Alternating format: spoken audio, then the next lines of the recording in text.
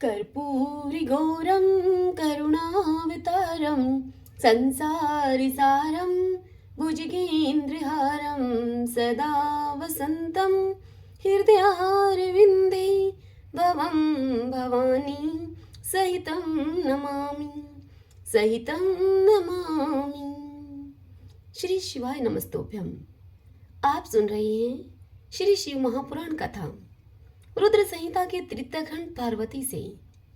आज की कथा में हम सुन रहे हैं मैना का कोप भवन में प्रवेश, भगवान शिव का हिमवान के पास सप्त ऋषियों को भेजना तथा हिमवान के द्वारा उनका सत्कार करना, सप्त ऋषियों तथा अरुंधति का और महर्षि वशिष्ठ का मैना और हिमवान को समझाकर पार्वती का विवाह भगवान शिव के साथ करने के लिए उनसे कहना, और फिर सप्त ऋषियों के समझाने तथा मेरु आदि के कहने से पत्नी के सहित हिमवान का शिव के साथ अपनी पुत्री के विवाह का निश्चय करना तथा सप्त ऋषियों का शिव के पास जाकर उन्हें सब बातें बताकर अपने धाम को जाना, हिमवान का भगवान शिव के पास लगन पत्रिका भेजना, विवाह के लिए आवश्यक सामान जुटाना, मंगलाचार का आरंभ करना, उनका निमंत्रण पाकर पर्वतों और नदियों का दिव्य रूप में आना, पुरी की सजावट तथा विश्वकर्मा के द्वारा दिव्य मंडप एवं देवताओं के निवास के लिए दिव्य लोकों का निर्माण करवाना।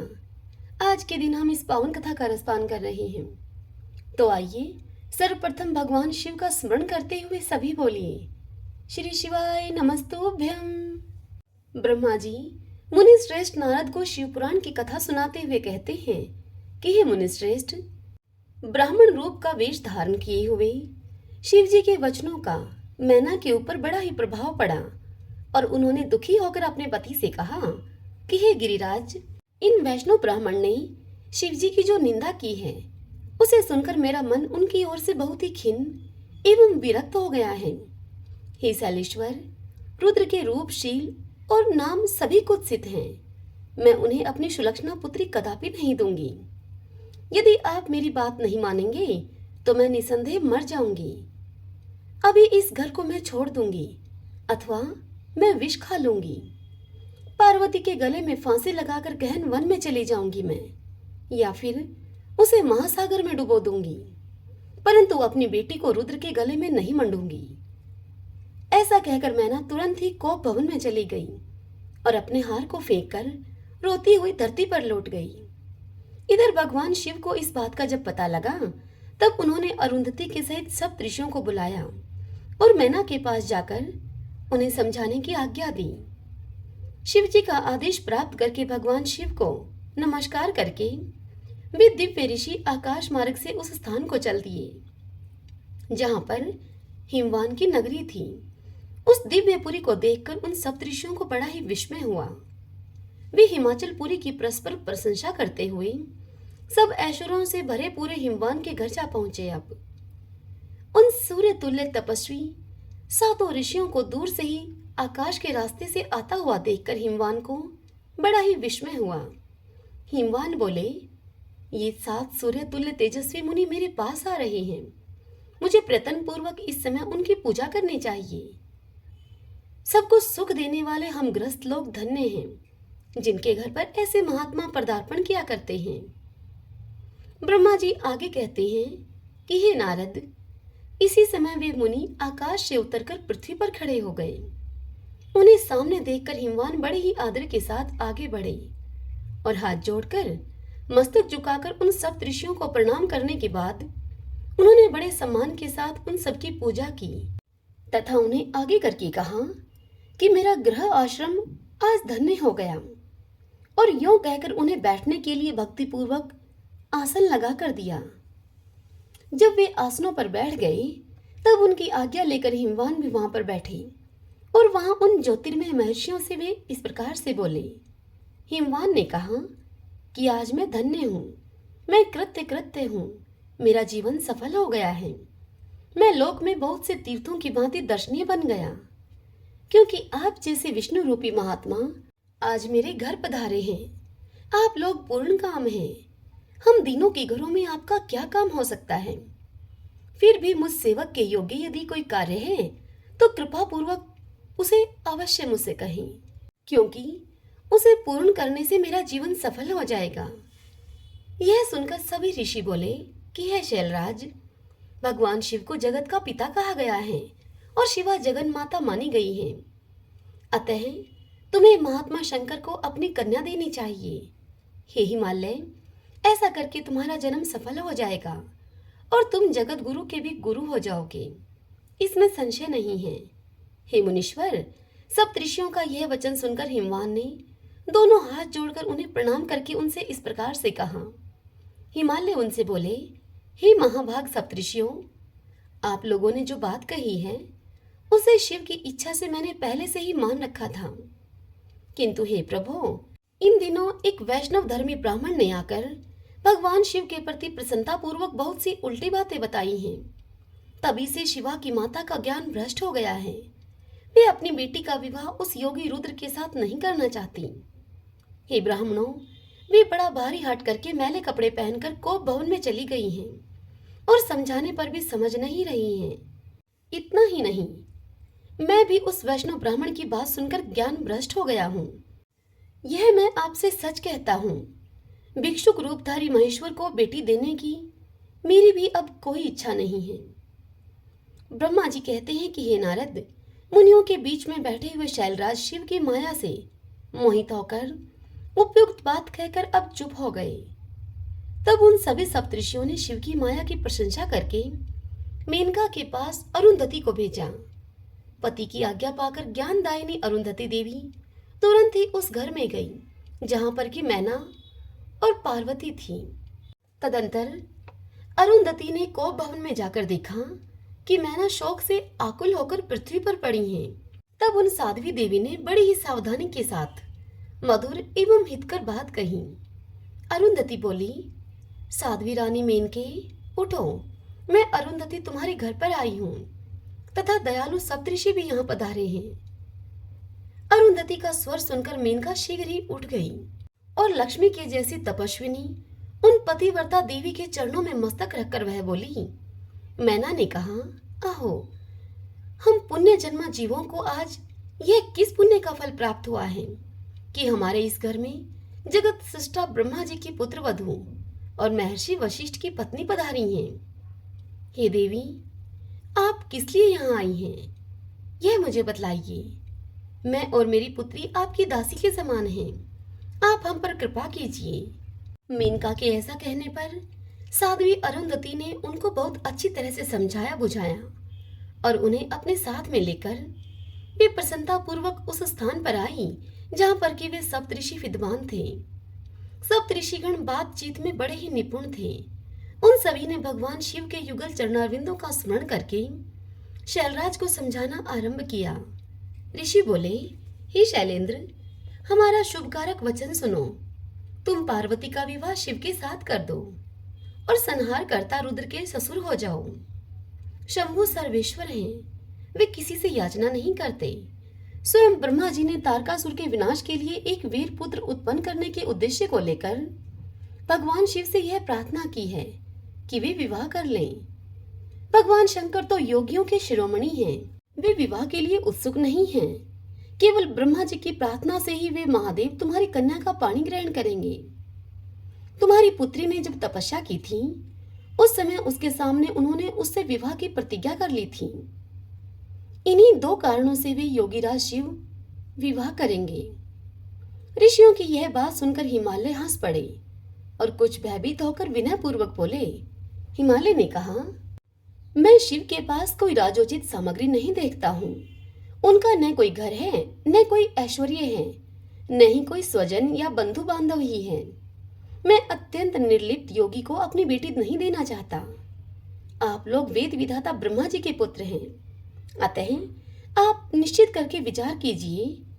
जो पिता काम से, मोह से, भय से अथवा लोभ से किसी अयोग्य वर के हाथ में अपनी कन्या दे देता है, वह मरने के बाद नरक में जाता है। अतः मैं स्वेच्छा से भगवान शूलपाणी को अपनी कन्या नहीं दूंगा। इसलिए हे महर्षियों, जो उचित विधान हो उसे आप लोग कीजिए। हे मुनीश्वर नारद, हिमाचल के इस वचन को सुनकर बातचीत करने में निपुण महर्षि वशिष्ठ ने हिमाचल से यूं कहा। वशिष्ठ बोले, हे शैलेश्वर, तुम मेरी बात सुनो। यह सर्वथा तुम्हारे लिए हितकारक, धर्म के अनुकूल, सत्य तथा इहलोक और परलोक में सुखदायक है। हे शैलराज, लोक तथा वेद में 3 प्रकार के वचन उपलब्ध होते हैं। शास्त्रज्ञ पुरुष अपने निर्मल ज्ञान दृष्टि से उन सब प्रकार के वचनों को जानता है। एक तो वह वचन है जो कि तत्काल सुनने में बड़ा ही प्रिय लगता है, सुंदर लगता है, परंतु पीछे वह असत्य और अहितकारक सिद्ध होता है। ऐसा वचन बुद्धिमान शत्रु ही कहता है, उससे कभी हित नहीं होता। दूसरा वचन वह है जो आरंभ में अच्छा नहीं लगता और सुनने में भी उस वचन को अप्रसन्नता ही होती है, परंतु परिणाम में वह सुख देने वाला होता है। इस तरह का वचन कहकर दयालु धर्मशील बांधवजन ही कर्तव्य का बोध कराता है। तीसरी श्रेणी का वचन वह है जो सुनते ही अमृत के समान मीठा लगता है और सब काल में सुख देने वाला होता है। सत्य ही उसका सार होता है, इसीलिए वह हितकारक हुआ करता है। ऐसा वचन सबसे श्रेष्ठ और सभी के लिए अभिष्ट है। हे शैलराज, इस तरह नीति शास्त्र में 3 प्रकार के वचन कहे गए हैं। इन तीनों में से तुम्हें कौन सा वचन अभिष्ट है, यह बताओ। मैं तुम्हारे लिए वैसा ही वचन कहूंगा। भगवान शंकर संपूर्ण देवताओं के स्वामी हैं। उनके पास बाह्य संपत्ति नहीं है। इसका कारण यह है कि उनका चित्त एकमात्र ज्ञान के महासागर में मगन रहता है, जो ज्ञान आनंद स्वरूप और सबके ईश्वर हैं। उन्हें लौकिक बाह्य वस्तुओं की क्या इच्छा होगी। गृहस्थ पुरुष राज्य और संपत्ति से सुशोभित होने वाले वर को अपनी पुत्री देता है, क्योंकि किसी दीन दुखी को कन्या देने से पिता कन्या घाती होता है, उसे कन्या के वध का पाप लगता है। कौन जानता है कि भगवान शंकर दुखी हैं। कुबेर जिनके किंकर हैं, जो अपनी भूभ्रंग की लीला मात्र से संसार की सृष्टि और संहार करने में समर्थ हैं, जिन्हें गुणातीत परमात्मा और प्रकृति से परे परमेश्वर कहा गया है। सृष्टि पालन और संहार करने वाली जिनकी त्रिविध मूर्ति ही ब्रह्मा विष्णु और हर नाम को धारण करती है, उन्हें कौन निर्धन अथवा दुखी कह सकता है। ब्रह्मालोक में निवास करने वाले ब्रह्मा, क्षीर सागर में रहने वाले विष्णु तथा कैलाशवासी हर, ये सब शिव की ही विभूतियां हैं। शिव से प्रकट हुई प्रकृति भी अपने अंश से 3 प्रकार की मूर्तियों को धारण करती है। जगत में लीला शक्ति से प्रेरित होकर वह अपनी कला से बहुत सा रूप धारण करती है। समस्त वांगमय की अधिष्ठात्री देवी वाणी उनके मुख से प्रकट हुई है और सर्वसम्मत स्वरूपिणी लक्ष्मी वक्षस्थल से आविर्भूत हुई है, तथा शिवा ने देवताओं के एकत्र हुए तेज से अपने को प्रकट किया था और संपूर्ण दानवों का वध करके देवताओं को स्वर्ग की लक्ष्मी प्रदान की थी। देवी शिवा कालपांतर में दक्ष पत्नी के उदर से जन्म लेकर सती के नाम से प्रसिद्ध हुई और हर को उन्होंने पति के रूप में प्राप्त किया। दक्ष ने स्वयं ही भगवान शिव को अपनी पुत्री दी थी। सती ने पति की निंदा सुनकर योग बल से अपने शरीर को त्याग दिया था। वे ही कल्याणमयी सती अब तुम्हारे वीर्य और मैना के गर्भ से प्रकट हुई है। हे शैलराज, ये शिवा जन्म जन्म में शिव की ही पत्नी होती हैं। प्रत्येक कल्प में बुद्धि रूपा दुर्गा ज्ञानियों की श्रेष्ठ माता होती हैं। ये सदा सिद्ध, सिद्धिदायिनी और सिद्धि रूपणी हैं। भगवान हर चिता भस्म के रूप में सती के अस्थि चूर्ण को ही स्वयं प्रेम पूर्वक अपने अंगों में धारण करते हैं। अतः हे गिरिराज, तुम स्वेच्छा से ही अपनी मंगलमयी कन्या को भगवान हर के हाथों में दे दो। अगर तुम नहीं दोगे तो वह स्वयं ही मंगलमयी कन्या प्रीतम के स्थान में चली जाएगी। देवेश्वर शिव तुम्हारी पुत्री का अनंत कलेश देखकर ब्राह्मण के रूप में इसकी तपस्या के स्थान पर आए थे और इसके साथ विवाह की प्रतिज्ञा करके इसे आश्वासन एवं वरदान देकर अपने आवास स्थान को लौट गए थे। हे गिरे, पार्वती की प्रार्थना से ही शंभु ने तुम्हारे पास आकर इसके लिए याचना की है और तुम दोनों ने शिव भक्ति में मन लगाकर उनकी उस याचना को स्वीकार कर लिया था। हे गिरीश्वर, बताओ तो फिर किस कारण से तुम्हारी बुद्धि विपरीत हो गई। भगवान शिव ने देवताओं की प्रार्थना से प्रभावित होकर हम सब ऋषियों को और अरुंधति देवी को भी तुम्हारे पास भेजा है। हम तुम्हें यही शिक्षा देते हैं कि तुम पार्वती को रुद्र के हाथ में दे दो। हे गिरे, ऐसा करने पर तुम्हें महान आनंद प्राप्त होगा। हे शैलेंद्र, यदि तुम स्वेच्छा से अपनी बेटी शिवा को शिव के हाथों में नहीं दोगे तो भावी के बल से, इस बल से ही इन दोनों का विवाह हो जाएगा। हे तात, भगवान शंकर ने तपस्या में लगी हुई पार्वती को ऐसा ही वर दिया है। ईश्वर की हुई प्रतिज्ञा कभी पलट नहीं सकती। हे गिरिराज, ईश्वर के वश में रहने वाले समस्त साधु पुरुषों की भी प्रतिज्ञा का संसार में किसी के द्वारा उल्लंघन होना कठिन है। फिर साक्षात ईश्वर की प्रतिज्ञा के लिए तो कहना ही क्या है। ब्रह्मा जी इस कथा को सुनाते हुए नारद से आगे कहते हैं कि हे नारद, तदंतर वशिष्ठ जी ने प्राचीन काल में राजा अनरण्य के द्वारा अपनी कन्या पद्मा का पिपलाद के साथ विवाह करने की तथा धर्म के वरदान से पिपलाद के तरुण अवस्था, रूप, गुण, सदा स्थिर रहने वाले यौवन, कुबेर और इंद्र से भी बढ़कर धन, ऐश्वर्य, भक्ति, सिद्धि एवं क्षमता प्राप्त करने की तथा पद्मा के स्थिर यौवन, सौभाग्य, संपत्ति एवं भर्ता के द्वारा परम गुणवान 10 पुत्रों के प्राप्त करने की कथा सुनाकर कहा, हे शैलेंद्र, तुम मेरे कथन के सार तत्व को समझकर अपनी पुत्री पार्वती का हाथ महादेव जी के हाथों में दे दो और मैना के सहित तुम्हारे मन में जो कुरोष है उसे तुम त्याग दो। आज से 1 सप्ताह व्यतीत होने पर अत्यंत शुभ और दुर्लभ मुहूर्त आने वाला है। उस समय चंद्रमा लगन के स्वामी होकर अपने पुत्र बुध के साथ लगन में ही स्थित होंगे। उनका रोहिणी नक्षत्र के साथ योग होगा। चंद्रमा और तारे शुद्ध होंगे। मार्गशीर्ष मास के अंतर्गत संपूर्ण दोषों से रहित सोमवार को, जबकि लगन पर संपूर्ण शुभ ग्रहों की दृष्टि होगी, उस समय पाप ग्रहों की दृष्टि नहीं होगी तथा बृहस्पति ऐसे स्थान पर स्थित होंगे जहां से कि वे उत्तम संतान और पति का सौभाग्य देने में समर्थ होंगे। ऐसे मुहूर्त में तुम अपनी कन्या मूल प्रकृति ईश्वरी जगदम्बा पार्वती को जगत पिता भगवान शिव के हाथों में देकर कृतार्थ हो जाओ। ऐसा कहकर ज्ञान श्रोमणी मुनि और वशिष्ठ जी नाना प्रकार की लीला करने वाले भगवान शिव का स्मरण करके चुप हो गए।